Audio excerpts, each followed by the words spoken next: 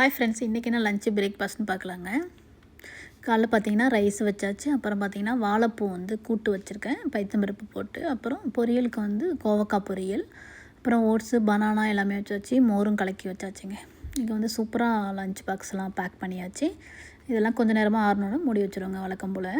அவ்வளோதான். வாழைப்பூ கூட்டு பார்த்திங்கன்னா ரொம்ப டேஸ்ட்டாக இருக்கும். எப்போதும் நம்ம பொரியலே சாப்பிடுவோம்ல, ஒரு வித்தியாசத்துக்காக தான் இன்றைக்கி கூட்டு மாதிரி பண்ணேன். அதுவும் சூப்பராக இருக்கும். கண்டிப்பாக நீங்கள் வாழைப்பூ கிடச்சா ட்ரை பண்ணி பாருங்கள். அடுத்ததாக பார்த்தீங்கன்னா நான் அந்த மில்லட்ஸ்லாம் ஊற வச்சுருந்தேன்னா அதை இப்போ அரைக்க போகிறேன். இப்போ நல்லா ஊறிடுச்சுங்க. இப்போ அரைச்சி வச்சோன்னா சாயந்தரம் இட்லியோ தோசையோ ஊற்றிக்கலாம். ரொம்ப டேஸ்ட்டாக இருக்கும். பசங்க பிரேக்ஃபாஸ்ட்டுக்கு சாண்ட்விச் தான் பண்ணியிருந்தேன் எக்கு போட்டு. அப்புறம் சுமூதி போட்டு கொடுத்தேன்.